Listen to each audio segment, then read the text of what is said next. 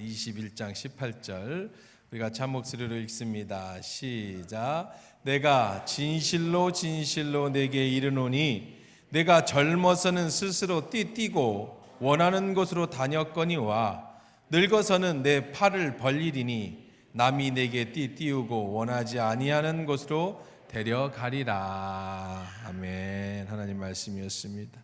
좋으신 하나님 감사합니다. 이제 말씀 들을 때에 주의 음성이 들려지는 은혜의 시간만 되도록 우리의 귀를 열어 주옵소서.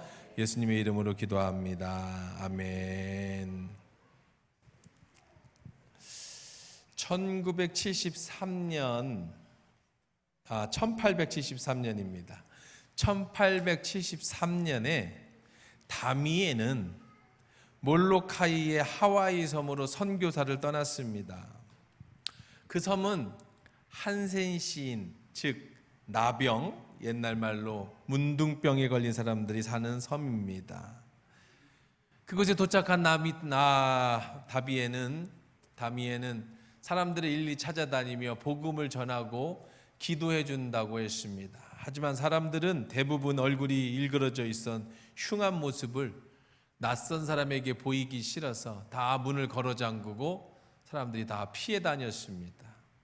그래도 내 진심을 알아주겠지 하고 예배당을 짓고 그리고 그곳에서 12년을 목회를 했습니다. 그러나 12년 동안의 그 긴 시간에 아무도 교회를 찾아오는 사람이 없었습니다. 자신의 인생을 한참 되돌아본 다미에는 이것이 나의 선교의 실패로구나 생각을 하고 고향으로 돌아갈 마음을 먹고 항구로 떠납니다. 그리고 삶을 다 돌아봅니다. 하나님, 내가 이곳에 선교하러 왔는데 저들의 마음을 열어주지 않습니다. 이제 내가 실패해서 집으로 돌아가려고 합니다. 하나님 뜻이 어디 있을까요? 배를 기다리고 있는데 자기 손을 보고 깜짝 놀랍니다. 심상치 않은 흰 점들과 그리고 손에 감각이 없어졌다는 것을 깨닫게 된 겁니다. 즉각적으로 자기에게 일어난 일이 무엇인지 알게 됐습니다. 자신이 나병을 옮긴 겁니다. 옮게 된 겁니다. 자신도 나병에 걸린 거예요. 그 순간 다미에는 기쁨과 감사가 넘쳤다고 합니다. 아, 나에게도 나병이 생겼구나. 이제는 집으로 돌아갈 수도 없습니다. 그래서 배를 포기하고 다시 자기가 세운 집으로, 자기 교회로 돌아오게 되지요. 교회로 돌아오자 그의 병 소식은 온 섬 안에 소리 없이 순식간에 퍼졌습니다. 전에 보이지 않던 사람들이 찾아오기 시작했습니다. 수백 명의 주민이 그의 오두막에 모여들었습니다. 그제야 선교사로 온 그 사람의 마음을 사람들이 알아주기 시작했습니다. 그들이 가지는 고통, 그들이 가지는 두려움, 외로움, 미래에 대한 불안. 다미엔이 똑같은 병에 걸리고 나서야 사람들은 마음을 열었고 다미엔은 그들과 하나가 될 수 있었습니다. 다음 주일에 교회는 사람들로 채워졌습니다. 다미엔은 그날 예수님이 왜 이 땅에 낮고 천한 자로 오셨는지, 왜 황태자로 오지 아니하시고 우리와 같은 연약한 모습으로 이 땅에 오셨는지를 알게 되었습니다. 비로소 자신이 하나님의 사랑을 깨닫고 그들에게 진심으로 다가가는 길을 열게 된 겁니다. 예수님은 베드로를 찾아가셨습니다. 만나셨습니다. 그리고 3번 나를 사랑하느냐고 묻습니다. 베드로는 예수님께 진심으로 사랑을 고백합니다. 내가 당신을 사랑하는 줄 주님이 아십니다. 그러자 예수님은 베드로에게 내 양을 먹이라 말씀해 주셨습니다. 사명을 주셨습니다. 내가 너를 사랑한 것처럼 나를 사랑한다면 내 양을 먹여라. 이것이 내가 나를 사랑하는 방법이고 표현이다. 베드로에게 사명을 주신 예수님은 그 뒤에 이렇게 말씀을 하십니다. 18절입니다. 내가 진실로 진실로 내게 이르노니 내가 젊어서는 스스로 띠뛰고 원하는 곳으로 다녔거니와 늙어서는 내 팔을 벌리리니 남이 내게 띠띠우고 원하지 아니하는 곳으로 데려가리라. 베드로의 신앙 고백 후에 주님의 말씀입니다. 쉬운 성경으로 한번 읽어보겠습니다. 내가 너에게 진리를 바란다. 내가 젊었을 때는 내 혼자 힘으로 옷도 입고 내가 원하는 곳으로 갔지만 나이가 들게 되면 내가 팔을 벌리겠고 다른 사람이 내게 옷을 입힐 것이며 다른 사람이 내가 원하지 않는 곳으로 너를 데려갈 것이다. 예언해 주셨습니다. 이 말이 무슨 뜻일까? 19절에 그 말뜻을 얘기합니다. 이 말씀을 하심은, 요거는 나중에 요한이 주석을 달아놓은 거예요.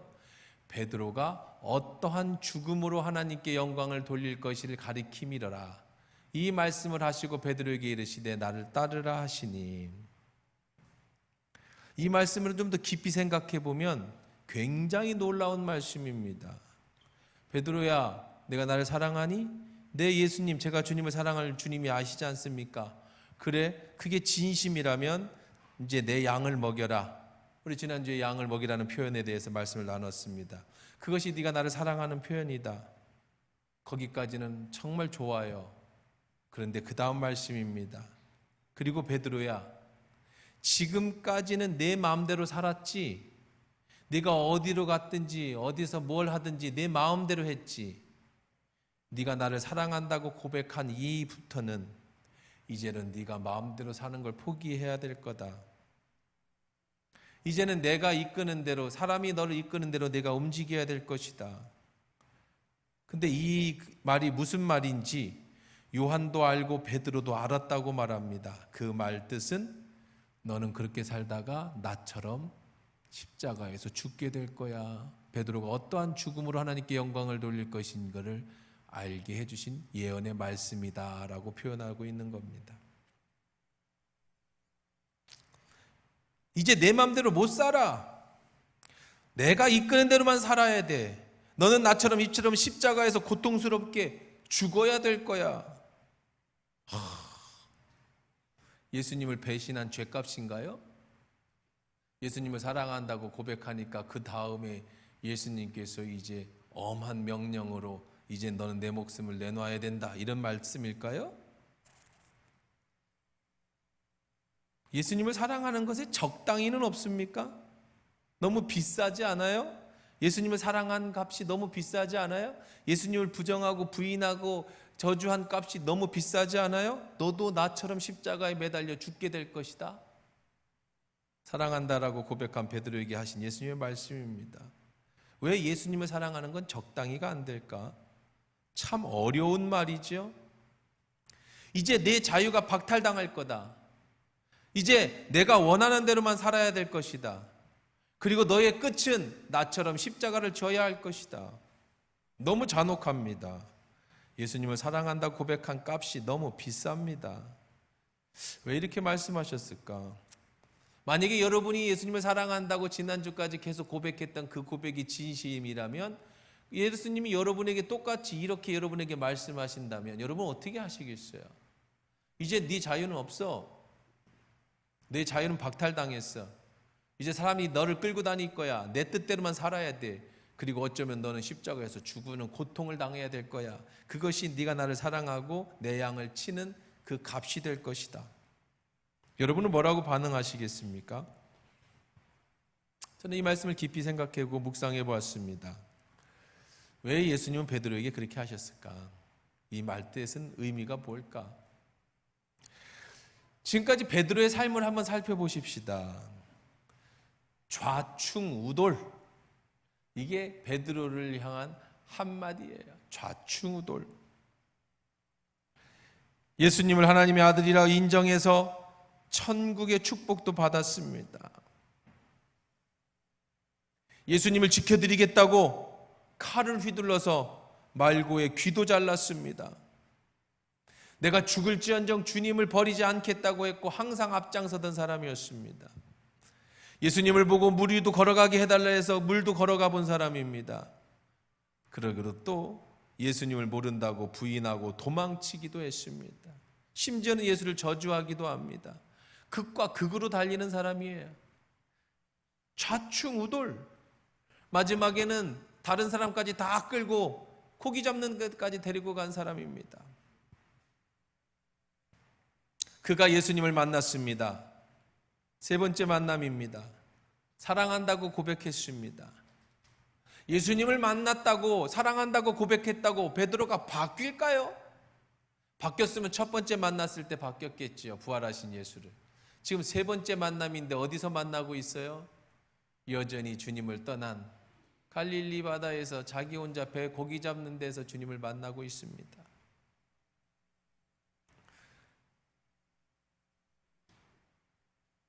옛날 같으면 자기도 아가페 사랑으로 주님을 사랑한다고 말했을 겁니다. 그러나 이제 자기가 그럴 수 없는 연약한 사람이라는 것을 깨닫고는 주님, 제가 펠로우 친구를 위하여 그 사랑으로 사랑하겠습니다 고백했습니다.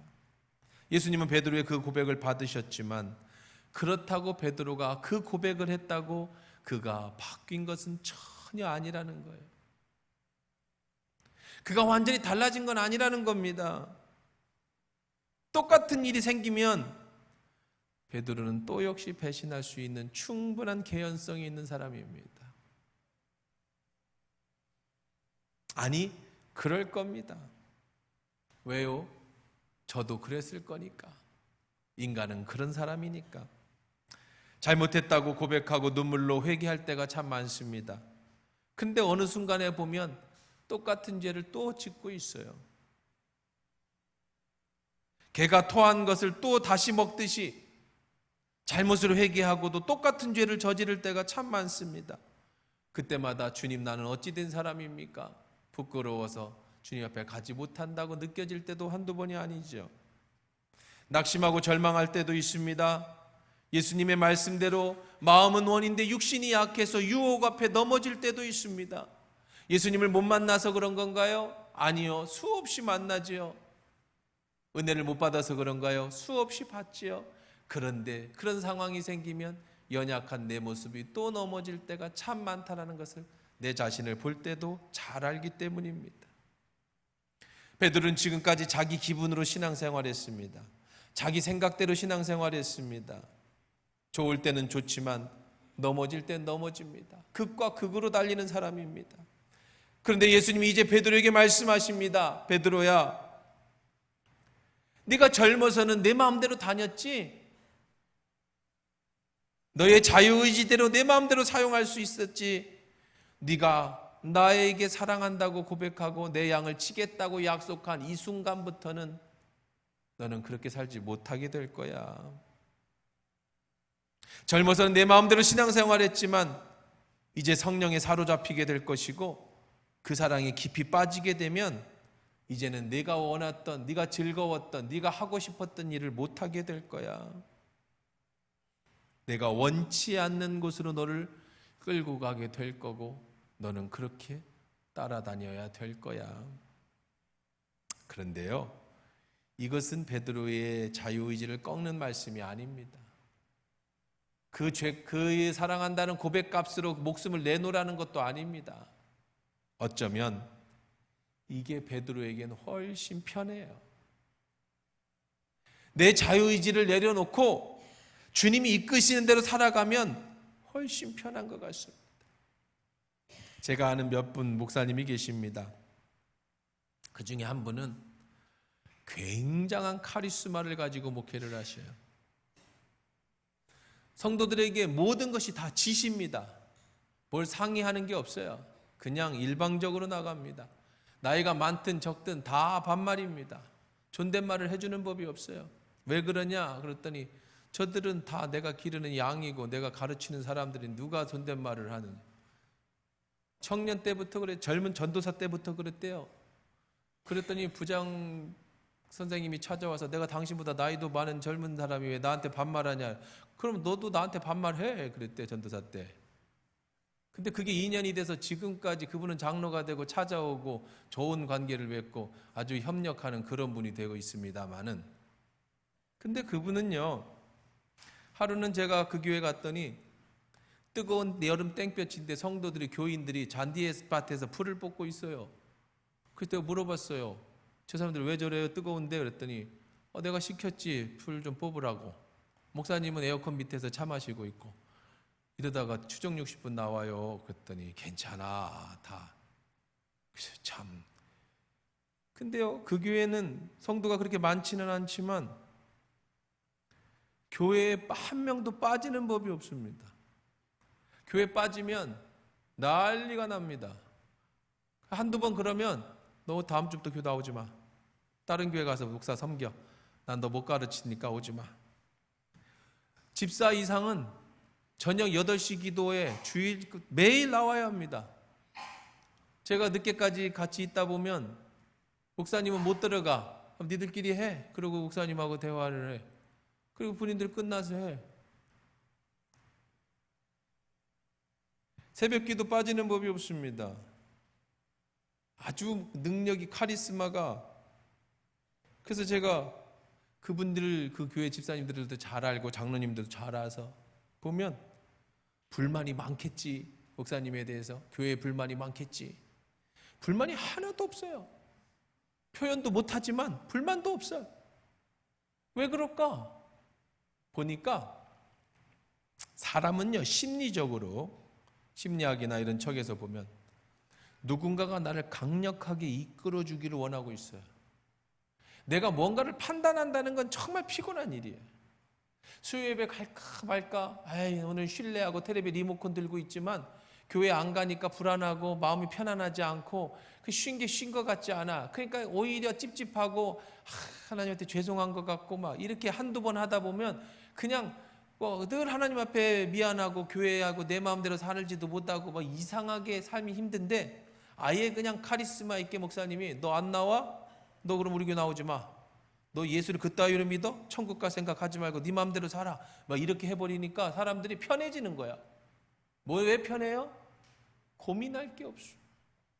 나올까 말까 고민할 게 없어. 안 나오면 불호령이 떨어지거든요.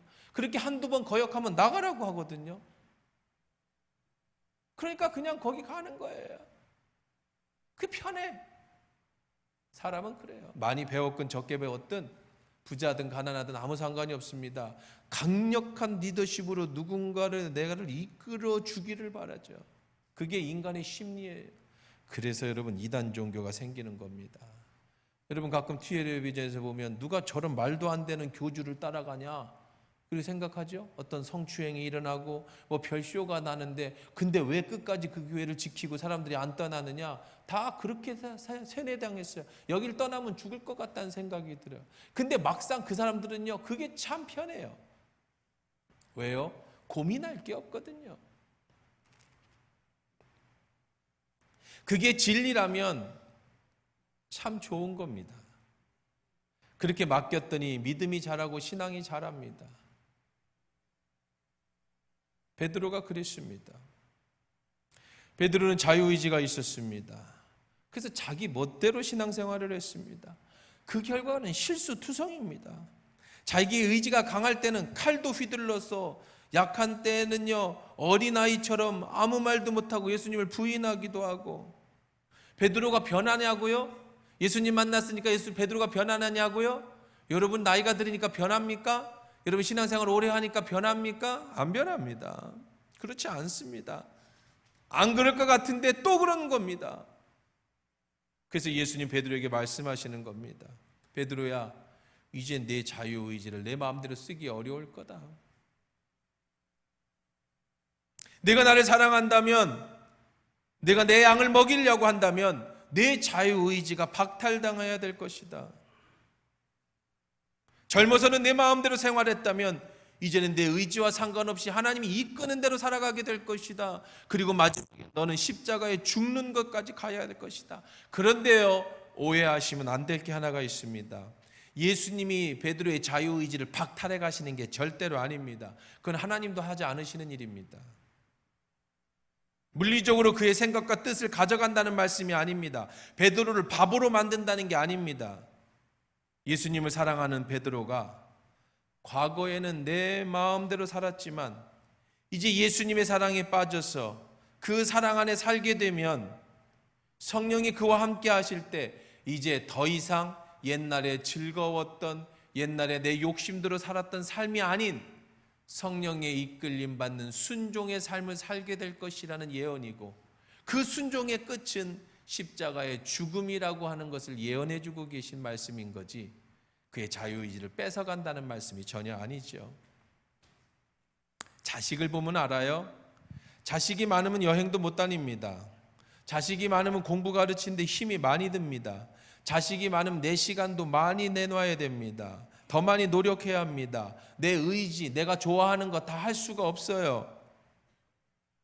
오늘 윤서가 생일 첫 예배 드렸지만 이제 엄마나 아빠나 옛날에 신혼 때 즐기던 거 이제 많이 못할 겁니다.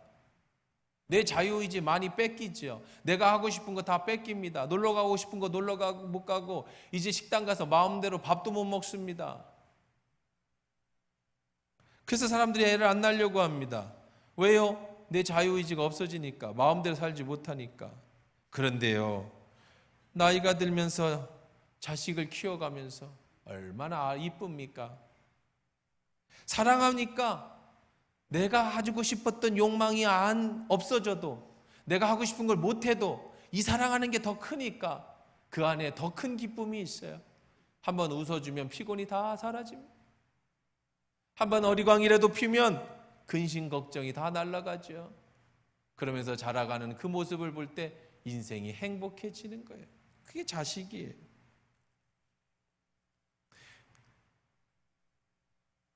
예수님은 사랑이 더합니다. 예수님은 예언하고 계십니다. 베드로야, 내가 나를 사랑하니? 이제 내 양을 치면서 내 뜻대로 산다면 내가 지금까지 즐기던 것, 내 감정대로 살던 것 못하게 될 거야. 그 끝은 결국은 네가 예수님 살겠다고 예수님을 배신하고 도망 다녔는데 그 끝은 나를 위해서 십자가를 져야 할 거다. 자발적인 자유의지를 주님께 드리게 된다는 거죠. 아까 말씀드렸지만 예수님은 절대 여러분의 자유의지를 빠져가지 않습니다. 그런 분이 아니세요. 진짜로 베드로는 그렇게 되었습니다. 베드로는 그 후로 성령을 받았고 자신의 욕심대로 감정대로 살지 않았습니다. 물론 한두 번의 실수도 있지만 그래도 주님의 뜻대로 살려고 노력하다가 그렇게 죽었습니다. 십자가의 길을 걸어갔습니다. 죽음의 길, 순교자의 길을 갔습니다. 이 말씀을 하시면 베드로가 어떠한 죽음으로 하나님께 영광을 돌릴 것을 가리키심이러라. 이 말씀을 하시고 베드로에게 이르시되 나를 따르라. 주님을 따르는 길은 그 길이라는 거죠. 장차 십자가에 달릴 순교를 암시했습니다. 순종함으로 죽는 것이 하나님께 영광을 돌리는 일이 된다는 겁니다. 비록 아가페의 사랑은 못하지만 그가 고백했던 대로 필로의 사랑, 친구를 위하여 자기 목숨을 버리는 진짜 사랑을 자신의 몸으로 표현하는 그 사랑의 길을 걸어가게 되었습니다. 역사가에 의하면 베드로가 로마에서 복음을 전했답니다. 로마 황제 네로의 박해를 피했습니다. 큰 박해가 일어나서 그 로마에 있는 기독교인들을 다 잡아 죽이기 시작했습니다. 그 중에 대표적인 인물이 베드로였습니다. 베드로의 제자들이 베드로를 설득했습니다. 사도님, 여기 있어서 죽느니 조금이라도 시간을 더 벌어서 주님을 위해서 더 많은 전도를 하면 더 낫지 않겠습니까? 빨리 피하십시오. 베드로는 그의 이야기를 듣고, 그들의 이야기를 듣고 로마를 떠나기로 마음을 먹습니다. 로마를 떠나던 중에 아피아 가도라는 지역을 지나갈 때였습니다. 로마를 등지고 그쪽을 향해 걸어가고 있는데 저 멀리서 한 형체가 보입니다. 환영이죠. 보니 예수님이셨습니다. 무릎을 꿇고 고허바디스 도미네, 주여 어디로 가시나이까? 주님 어디 가십니까? 묻습니다. 그때 주님이 이렇게 대답하시죠. 내가 떠난 저 로마로 내가 십자가를 다시 지러 간다. 그 즉시 베드로는 발길을 돌려 로마로 돌아갔습니다. 그리고 다시 복음을 전했습니다. 그리고 그는 잡혔습니다. 십자가형을 처해졌습니다. 베드로는 죽기 전에 마지막 소원을 말합니다. 내가 감히 어찌 예수님처럼 십자가에 죽을 수 있습니까?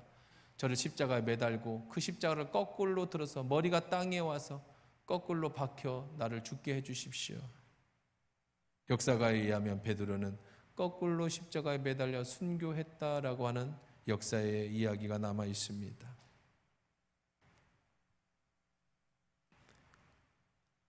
저의 삶을 보면 저도 그런 것 같습니다. 저도 간단하게 간증을 해봅니다. 인생을 뒤집어 보니까 젊어서는 참 하고 싶은 게 많았어요. 세상을 다 가진 것 같았습니다. 남들이 생각하지 못하는 것들을 일찍부터 생각하기 시작했고, 신학교를 다닐 때 그 학교에서 유학을 가는 사람이 아무도 없었는데 저는 유학길을 떠났습니다. 30년 전 호주에 정착했습니다. 꿈을 펼치고 큰 일을 이루고 싶었습니다. 그래서 그곳에서 잘할 수 있으리라고 생각했는데, 그때 IMF로 인해서 하나교회 부름을 받고 모든 것을 접고 하나교회로 왔습니다. IMF 끝날 때까지만 잘 여기를 마무리해야겠다라는 생각을 가지고 나왔으니까 서울에 있는 장신대학원을 가야지. 그래서 저기 서울 장신대학원을 공부를 했습니다. 그때만 해도 꿈이 컸어요. 장신대학원을 나와서 또 이제 내가 원하는 큰 꿈을 이루어야겠다. 열심히 공부했습니다. 같이 공부하면서 서울로 학원을 다니면서 장신대학을 공부했었지요. 그 친구들은 다 장신대학원을 갔습니다. 근데 그 사이에 한국에 오고 장신대학원 가기 2, 3년 사이에 교회가 갑자기 부흥을 해버렸어요. 저는 학교 다니라고 정신없는데 교회가 갑자기 부흥이 돼버렸어요. 제가 서울에 가서 대학원을 다닐 수 있는 상황이 안 됐습니다. 시험도조차도 못 보게 됐고, 그때 끝에 그러면 전주에 있는 신학대학원에 가야겠다. 신학대학원을 거기로 들어갔습니다. 그리고 여전히 꿈이 컸습니다. 그래서 선거를 치러서 학생회장이 됐습니다. 때마침 8개 신학대학원이 우리 노예 통합식에 있는데, 그때 모든 신학대학원의 학생의장이 됐어요. 전국 신대원 연합회인데 신대원 연합회 의장이 됐습니다. 그래서 8개 신학대학원에 6천 명 정도 그 당시에 있던 시절이었습니다. 그래서 그 행사를 서울에서 크게 치렀습니다. 많은 교계 목사님들을 만났고 유명하다는 목사님들하고 대화를 하고 행사를 치르고, 그러면서 큰 꿈을 거쳤습니다. 그래, 이제 교회도 어느 정도 부흥했으니까 서울에 가서 큰 대형 교회 가서 부교육자부터 잘 밟고 그쪽 루트를 타고 라인을 타서 한국교회 큰 교회 담임 목사가 돼야겠다. 영어도 되고 유학 경험도 있고 또 이렇게 인맥도 알고 내 경력 캐리어도 있고 하니까 또 아는 사람도 많아지기 시작했고, 그러니까 한번 하면 되겠지. 그러고 있는데 신학교를 졸업하는 그 해에 큰 병이 걸렸습니다. 하나님이 내게 큰 시련을 주셨어요. 원치 않는 마음의 병이 생겼습니다. 사람들이 두려워지기 시작했고, 공황장애가 오고 건강염려증이 오고, 남들 앞에 얘기할 수도 없는, 병원에 가도 진단도 안 나오는 그런 정신적 문제에 빠졌습니다. 그러니 사람도 못 만나는데 어디를 가겠습니까? 그거니 시간이 길어지고, 그 시간이 길어지면서 죽음만을 기다렸습니다. 그러기를 몇 년을 했어요. 근데 신기하게 그때 또 교회가 크게 부흥을 했어요. 그 몇 년간 매일 성전에서 기도하고 말씀 보고 다른 걸 할 수가 없어요. 야망이고 꿈이고 그런 거는 아예 꿈도 생각도 못 합니다. 내가 죽게 됐는데, 심지어는 목회까지 포기할 생각을 가지고 목숨까지도 내어놓을 생각까지도 깊이 수렁에 빠졌습니다. 그러기를 몇 년이 지나고 바닥까지 다 내려갔을 때 다시 한번 주님을 만났습니다. 물론 그 과정 속에 수없이 주님과 대화하고 영성으로 충만했지만 진실되게 내 내면을 대면해 보기는 또다시 주님을 찾아와서 만나셨습니다. 그리고 베드로처럼 그 크신 주님의 사랑을 깊이 깨달았습니다. 내가 하고 싶었던 모든 욕망, 내가 띠띠우고 내가 꿈꿨던 모든 욕망을 다 내려놓게 됐습니다. 성공하고 싶은 야망 내려놓을 수밖에 없게 됐죠. 아무 의미가 없습니다. 건강을 잃으면 무엇을 할 수 있겠습니까? 내 힘으로 어떤 것도 할 수 없다는 걸 깨닫게 됩니다.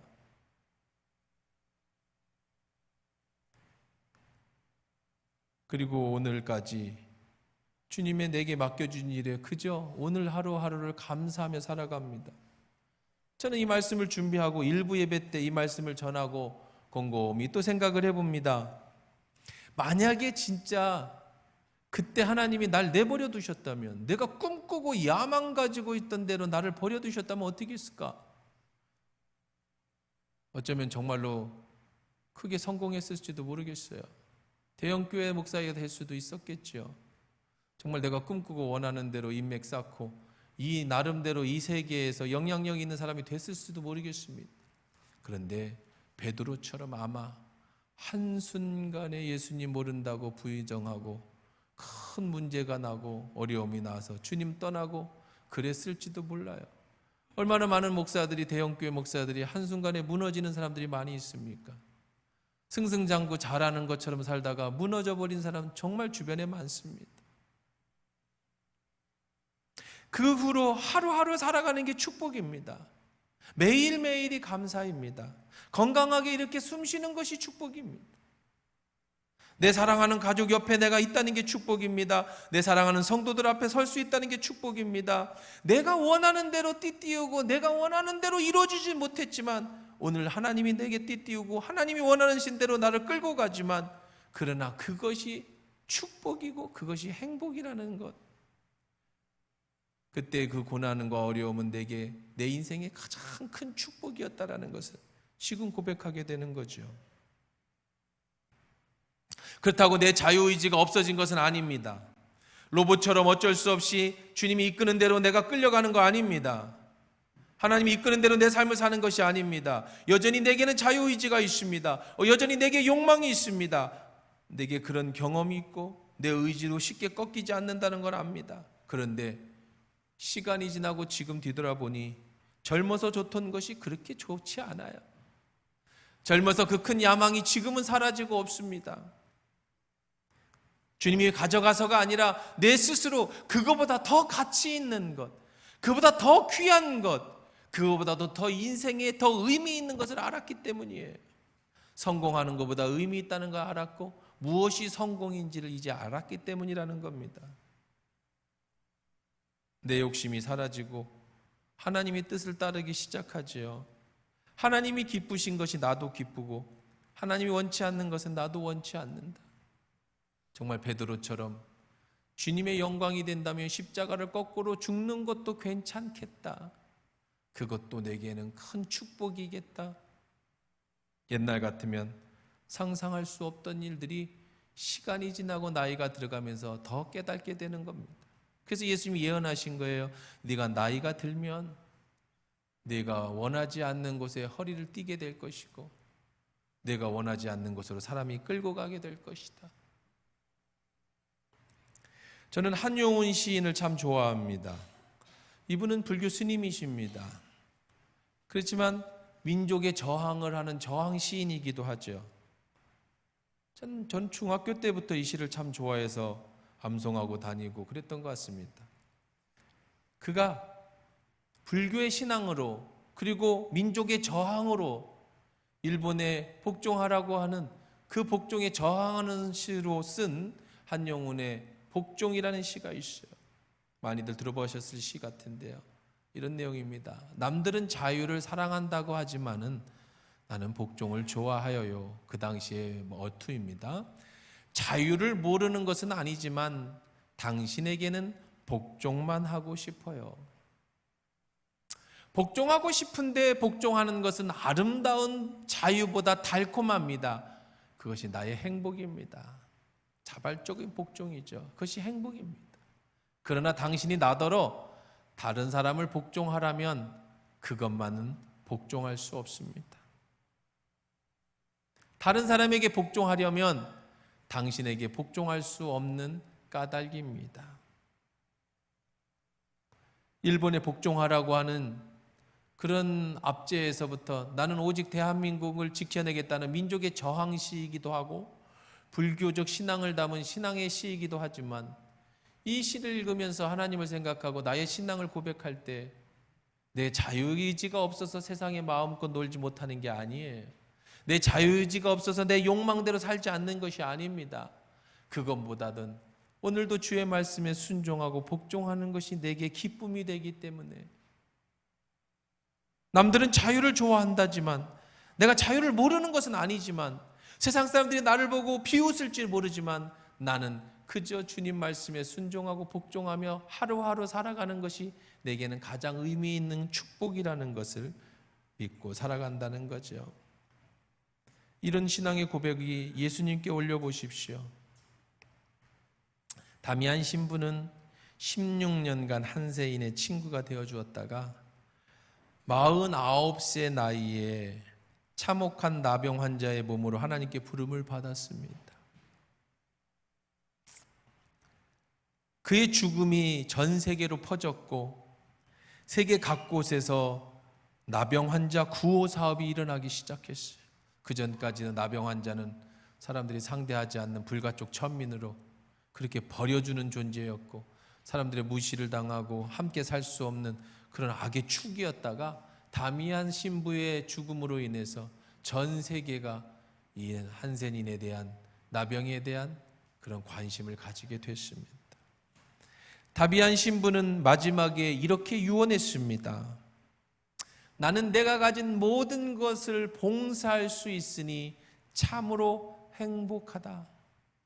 자신은 나병으로 살아서 봉사할 수 있어서 참으로 행복했다라고 하는 마지막 유언을 하고 죽었다고 합니다. 자유를 버리고 복종을 선택하고 나 스스로 가는 옷을 벗고 주님의 띠띠워 주시는 그 길을 걸어가는 그 길이 가장 행복한 길이었다라고 이야기하는 것이죠.